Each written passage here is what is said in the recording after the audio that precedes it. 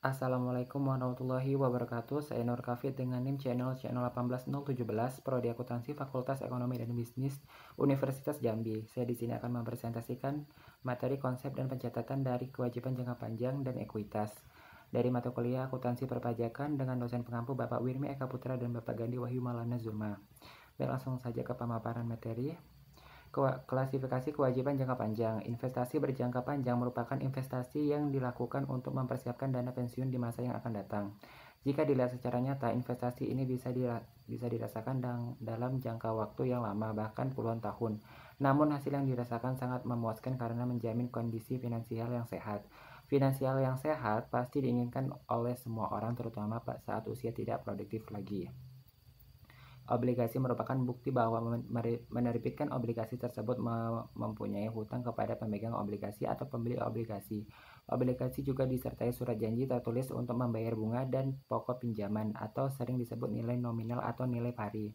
Nilai nominal atau nilai pari dan tingkat bunga obligasi dicantum pada surat obligasi.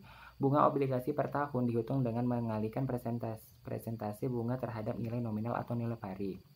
Hutang hipotek adalah pinjaman yang harus dipinjam dengan harta tidak bergerak. Di dalam perjanjian hutang disebutkan kekayaan peminjam yang dijadikan jaminan, misalnya berupa tanah atas gedung. Jika peminjam tidak melunasi pinjaman pada waktunya, maka pemberi pinjaman dapat menjual jaminan untuk diperhitungkan dengan pinjaman yang bersangkutan. Pinjaman hipotek biasanya diambil jika dana yang diperlukan dapat dipinjam dari satu sumber, misalnya dengan mengambil pinjaman dari suatu bank tertentu.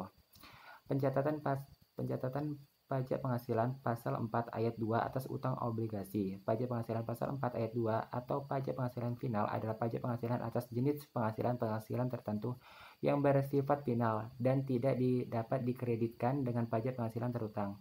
Istilah final di sini berarti bahwa pemotongan pajak hanya sekali dalam sebuah masa pajak dengan pertimbangan kemudahan, kesederhanaan, kepastian, pengenaan pajak yang tepat waktu, dan pertimbangan lainnya.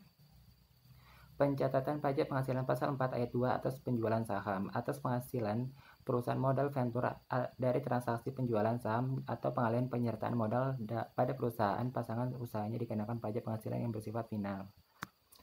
Perusahaan pasangan usaha tersebut adalah perusahaan yang memenuhi syarat sebagai berikut. Yang pertama, merupakan perusahaan kecil, menengah, atau yang melakukan kegiatan dalam sektor usaha yang ditetapkan oleh Menteri Keuangan, dan yang kedua, sahamnya tidak diperdagangkan di Bursa Efek di Indonesia.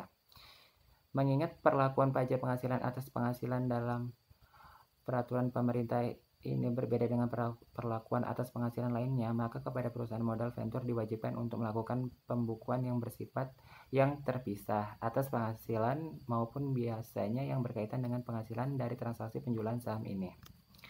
Baik, itulah pemaparan materi dari konsep pencatatan dan kewajiban jangka panjang dan ekuitas. Semoga bermanfaat untuk Anda dan saya.